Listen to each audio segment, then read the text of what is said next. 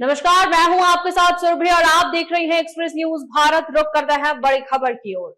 उत्तर प्रदेश में शिया सेंट्रल वक्फ बोर्ड की ओर से एक प्रेस कॉन्फ्रेंस जारी की गई है, जिसमें बोर्ड के कार्य, उपलब्धियों और सुधारात्मक कदमों की जानकारी दी गई है। बोर्ड ने यह दावा किया है कि बीते कुछ महीनों में वक्फ संपत्तियों के संरक्षण और प्रशासनिक सुधार की दिशा में कई महत्वपूर्ण कदम उठाए गए हैं।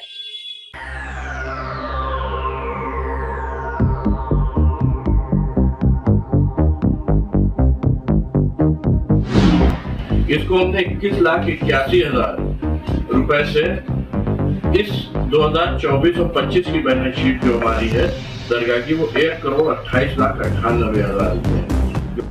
उत्तर प्रदेश शिया सेंट्रल वक्फ बोर्ड द्वारा जारी प्रेस कॉन्फ्रेंस में कहा गया है कि बोर्ड ने अपने मुख्य दायित्व वक्फ संपत्तियों की सुरक्षा, रखरखाव और पारदर्शिता को प्राथमिकता देते हुए कई बड़े निर्णय लिए हैं। बोर्ड की माने तो पिछले 4 महीनों के दौरान लगभग 50 लाख रुपए से ज्यादा की बचत की गई है। साथ ही लंबे समय से लंबित कर्मचारियों के भुगतान और अन्य वित्तीय व्यवस्थाओं को भी नियमित किया गया है। प्रेस कॉन्फ्रेंस में ये भी कहा गया है कि वक्फ संपत्तियों पर अवैध कब्जों को हटाने और मुकदमों के निस्तारण के लिए सक्रिय कार्यवाही की जा रही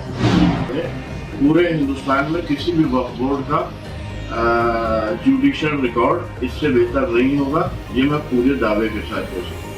बोर्ड ने दावा किया है कि कई संपत्तियों को अवैध कब्जे से मुक्त करवाया गया है और शेष मामलों में कानूनी प्रक्रिया जारी है। बोर्ड प्रशासन का कहना है कि ये सभी सुधार मुख्यमंत्री और संबंधित विभागीय अधिकारियों के सहयोग से संभव हो पाए हैं। साथ ही मीडिया से अनुरोध किया गया है कि इस जानकारी को जनता तक पहुंचाया जाए। इसके साथ ही हमने कुछ हमारे पूर्व के भ्रष्ट मुतवल्ली जिनके विरुद्ध हमने कार्रवाई करके उनको हटाया, उनके द्वारा कई जगह पे कुछ प्राचीन मंदिरों, हमारे हिंदू भाइयों की धर्मशाला और उनकी संपत्तियों पर अवैध तरीके से कब्जा और वसूलियाबी की जा रही थी, जिसमें हमने कार्रवाई करके उन संपत्तियों को भी ऐसे भूमाफिया प्रवृत्ति के मुतवल्लियों के चंगुल से निकाला, जिसकी जानकारी माननीय मुख्यमंत्री जी को व्यक्तिगत रूप से मिलकर भी मेरे द्वारा दी गई। अंत में आप लोगों के माध्यम से प्रदेश सरकार द्वारा इस दायित्व को दिए जाने का आभार व्यक्त करता हूं और ये कहना चाहूंगा कि माननीय मुख्यमंत्री योगी आदित्यनाथ जी की सरकार में यूपी शिया सेंट्रल वक्फ बोर्ड का यह सुनहरा कार्यकाल एक रिकॉर्ड रूप में अपने आप में एक रिकॉर्ड है, जो कि माननीय मुख्यमंत्री जी और हमारे विभागीय मंत्रीगणों के माननीय मंत्रीगणों के समर्थन से संभव हो पाया। पूरी संबंध में जो बात कही गई है उसका सबका डेटा कार्यालय के प्रमाणित प्रतिलिपियों के साथ आप लोगों के लिए मौजूद है। पूर्व में जो बोर्ड था उसके जो बैलेंस शीट थी पिछले पूरे उनके कार्यकाल की, वो मात्र जो है 3,94,61,586 रुपए की थी, जिसमें करीब 88,99,000 सहायक धनराशि अनुदान के रूप में भी इंक्लूडेड है, जो सरकार द्वारा दी गई थी। उस सरकार में हमने अपने प्रयासों से इस कुल आय को आज की तारीख तक के 6,02,10,330 रुपए आज की तारीख में पहुंचा दी, जो कि अपने आप में एक बहुत ही बड़ा डिफरेंस है। कितनी ऐसी बड़ी दरगाह है, करबला है, जिसको आपने अच्छा करने की देखिए, अगर हम बात करें तो उत्तर प्रदेश या सेंट्रल वक्फ बोर्ड के अधीन आने वाला सबसे बड़ी दरगाह और वक्फ जो विश्व प्रसिद्ध दरगाह है आलिया नजफ हिंद है, जोगी रामपुरा जिला बिजनौर में, जिसका वक्फ नंबर 1158-1187 है। पूर्व में जो इसकी बैलेंस शीट थी आय की मात्र 21,81,619 रुपए की थी, जो आमदनी दरगाह कमेटी द्वारा दिखाई जाती थी उत्तर प्रदेश या सेंट्रल वक्फ बोर्ड को। हमने इसके अंदर रिकॉर्ड बढ़ोतरी करते हुए मजबूत ऑडिट और जिम्मेदार लोगों को वहां पे अपॉइंट करते हुए, जिसमें स्वयं बोर्ड ने भी दरगाह को काफी समय तक के जो है कंट्रोल किया और चलाया, और मौजूदा दौर में भी बोर्ड के कंट्रोल में इसको हमने 21,81,000 रुपए से इस 2024 और 25 की बैलेंस शीट जो हमारी है दरगाह की, वो 1,28,98,000 रुपए, जो कि 5 गुना ज्यादा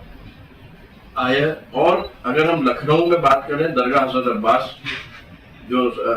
रुस्तम नगर सादतगंज में है स्थित, जहाँ पे भी रेनोवेशन का काम अभी भी बहुत चल रहा है, अभूतपूर्व वहाँ कार्य हुआ, उसकी जो बैलेंस शीट बोर्ड में सबमिट थी वो 63,74,000 रुपए की 243 रुपए की मात्र थी, जिसकी आय व्यय में पूरी पारदर्शिता और मजबूत ऑडिटिंग बोर्ड द्वारा करके इस आय को 1,34,75,749 रुपए पहुंचाया गया, जो कि अपने आप में बहुत बड़ा डिफरेंस है। इसी तरह बोर्ड ने कई जो है, आप अगर जलालपुर में रौजा हजरत कासिम की बात करें तो वेस्ट उस रीजन में, तो हमने वहाँ जबरदस्त रेनोवेशन का वर्क कराया। आप दरगाह, यहाँ पे हमारी मस्जिद जो मेडिकल कॉलेज के पास दरियावाली, उसमें रिकॉर्ड जो है रेनोवेशन का वर्क हुआ, और लगभग सारी बड़ी इबादत गाहों में और मस्जिद या इमाम बारगाह करबलाओं में उनकी तामीर होने के बाद से इस दौर में पहली बार रेनोवेशन का काम शुरू हुआ है। और दरगाह जो भी पूरा में जो है, हम बहुत ही शुक्रगुजार हैं माननीय मुख्यमंत्री जी के, करीब 50 लाख रुपए का कार्य टूरिज्म विभाग द्वारा जो है वहाँ पे कराया गया। बोर्ड के पास में इतनी ज्यादा जमीन है, या कोई एक्शन प्लान है कि मदरसा हो या फिर ये सब हो, अभी बच्चों के स्कूल? बहुत अच्छा आपने सवाल पूछा। अभी हमारे लखनऊ में ऑल इंडिया शिया ऑर्फनेज जो है वो एक पुराना इदारा शिया सेंट्रल वक्फ बोर्ड के अधीन है, जहाँ पे ऑर्फनेज में जब हमारा बोर्ड आया है, कार्यकाल हमारा शुरू हुआ तो 12 बच्चे थे। आज हमने उसमें बच्चों की संख्या बढ़ा के करीब 38 से 39 करी है, और करीब 100 बच्चों की डॉर्मेट्री और उनके लिए इंतजामात के वहाँ पे प्रबंध किए। और इस सिलसिले में हमने एडवर्टीजमेंट भी निकाला है कि जहाँ भी असहाय बच्चे हों, परेशान हों, वो हमारे संस्था में आ सकते हैं। उसी संस्था की बिल्डिंग से अलावा हमारे पास एक प्लेग्राउंड और बहुत ही जर्जर अवस्था में 2 जो है इमारतें पड़ी थी जो कि बिल्कुल जो है धाराशायी हुई थी। हमारी ही जो है, हमने बोर्ड ने उसके लिए वहाँ पे स्कूल की स्थापना करने के लिए एक जो है बिड इनवाइट की, और बहुत ही अच्छे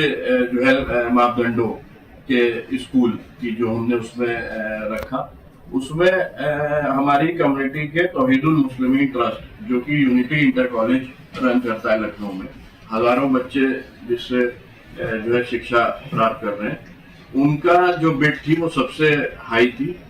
और करीब 1,25,000 रुपए किराए पे, और उन जो है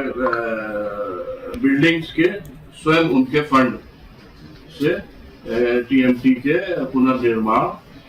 और स्कूल में जो भी जो है इंफ्रास्ट्रक्चर पे पैसा खर्चा होगा वो उनके द्वारा किया जाएगा। 1,25,000 रुपए वो ऑल इंडिया शिया ऑर्फनेज को रेंट देंगे, और वहाँ के ऑर्फनेज के जो बच्चे हैं, आज जो बच्चे हैं या आइंदा भी अगर वहाँ और बच्चे बढ़ते हैं तो उनको फ्री एजुकेशन उसी स्कूल द्वारा प्रोवाइड की जाएगी। पहले के जो चेयरमैन थे कि संपत्तियां ऐसी थी वो आपने खाली कर दिया, जो धन देना पर क्या कुछ संपत्तियां ऐसी पास वालों के लिए आपको जो कब्जा थी करोड़ों की थी खाली रहा है तो? जी देखिए, बहुत सी संपत्तियां ऐसी हैं जिन पे आज भी हमने कार्रवाई करी हुई है, चाहे इलाहाबाद की बात करें, चाहे जौनपुर की बात करें, लखनऊ की बात करें, कानपुर की बात करें, और हमने रिकॉर्ड रूप से जिला प्रशासन को, संबंधित डिस्ट्रिक्ट मजिस्ट्रेट को उन संपत्तियों को खाली कराने के लिए पत्राचार किया हुआ। कई जगह पे हमें बहुत बड़ी कामयाबी मिली, और कई मामले माननीय न्यायालय में भी विचाराधीन है। पोर्टल आया था सरकार की तरफ से जो वक्फ कानून लाया गया था। हमारे उम्मीद पोर्टल पे हमने सबसे जल्दी पूरे जो है प्रदेश में सारे औकाफ जो हमारे थे वो रजिस्टर किए और आज हमने माननीय वक्फ न्यायाधिकरण से 6 महीने का एक्सटेंशन मांगा था, जिसमें औकाफों के वेरिफिकेशन जो पोर्टल पे अपलोड किए गए और अप्रूवल का काम अभी चल रहा है, जो कि जिसकी लास्ट डेट 5 जून 2026 है और हमें पूरी उम्मीद है कि उसको उस समय सीमा में पूरा कर लिया जाए। उम्मीद पोर्टल पे कितने % औकाफ चल चुके हैं? 100% औकाफ हमारे पोर्टल पे रिकॉर्ड है। तो मीडिया में कुछ खबरें आप खिलाफ दिखाई जा रही हैं, उसके खिलाफ कैसे मामला केस का मामला चल रहा है। देखिए बहुत से जो है मामले ऐसे हैं जिसमें जो है भूमाफिया बहुत ज्यादा एक्टिव है और बड़ी जमीनों पे उनकी नजरें हैं और ये मामले हमारे क्या रोज जो है आया करते हैं और उसको हम अपने जो लीगल हमारी टीम है वो हर कुछ दिन पे जो है हल किया करती है और उनके विरुद्ध भी कार्रवाई बिल्कुल सुनिश्चित की जाएगी और सारा जो डॉक्यूमेंट्री एविडेंस है वो शुरू से लेकर आखिर तक कलेक्ट कर लिया जाए और 2 ही से 3 दिन में संबंधित जिम्मेदार जो है अधिकारियों से मुलाकात करके हमारे लोग उसको जो है पिटीशन फाइल नहीं। देखिए हम जो है जिन भी जगह पे भ्रामक खबरें चली हैं उसमें जिम्मेदार उन लोगों को ज्यादा मानते हैं कि जिन्होंने उन खबरों को चलवाने का प्रयास किया, ना कि जो है जिन मीडिया चैनल पे या किसी अखबार में चलाई गई है। हाँ, उनसे मैं ये जरूर जो है एक वो करूंगा प्रार्थना कि वर्जन दूसरे का जरूर लेके किसी भी विभाग का या व्यक्ति का खबरों को चलाना जाना चाहिए। कितनी ऐसी संपत्तियां थी जो आप लोगों ने खाली कराई गलत तरीके से? देखिए, अगर मुख्य रूप से बात करें, अगर लखनऊ से हम बात करें तो एक हमारे जो है बहुत ही कदीमी वक्त था दरोगा मीर वाजिद अली, उसकी एक संपत्ति जो है डालीगंज में, नजीरगंज में और एक सादतगंज में जो कि नॉन मुस्लिम के नाम दर्ज थी, उस वक्त में गलत तरीके से मात्र पूर्व मुतवल्ली ने एक एफिडेविट देके पूर्व बोर्ड के कार्यकाल में दर्ज कराने की, जिसकी जो है जिला संख्या कल्याण अधिकारी क्या से रिपोर्ट लगने पे और माननीय न्यायालय से उस संबंध में उनको वह संपत्ति न साबित होने के चलते जो उस खानदान के जो है असली वारिस और मुतवल्ली थे उनके और संबंधित पीड़ितों की रिक्वेस्ट पे जो है वक्फ बोर्ड के रिकॉर्ड में उनको का जो है एडिटिंग की गई, संशोधन किया गया और उनको जो है वक्फ के अम्ब्रेला से बाहर किया गया। ऐसे ही एक प्रकरण वक्फ मोती मस्जिद का था जो कि लखनऊ का बहुत ही कदीमी वक्फ है। उसमें 2017 में बोर्ड से पत्राचार किया गया था शासन द्वारा किन्हीं लोगों की शिकायत पे कि वक्फ बोर्ड ने गलत तरीके से हमारे नंबर चढ़ा लिए और इसमें कुछ प्राचीन मंदिर भी शामिल है। 2017 से ही लगातार बोर्ड उसमें पत्राचार करता आ रहा था कि ये नंबर शिया सेंट्रल वक्फ बोर्ड के नहीं है, लेकिन बोर्ड ने उसके अंदर कोई भी बोर्ड फैसला नहीं लिया था। वो मामला विधानसभा कमेटी में गया और उनकी जो है सिफारिश पे वो नंबर जो मात्र हमारे रिकॉर्ड रजिस्टर पे स्क्रिबल किए गए थे, जिसके संबंध पे किसी भी पत्रावली पे ना कोई आदेश ना किसी तरह की रिपोर्ट मौजूद थी, उन नंबरों को जिनमें प्राचीन मंदिरों के नंबर थे हमने पूरी बोल्डनेस से निकाला, अपने रिकॉर्ड से एडिट किया और उसकी रिपोर्ट शासन को मिली।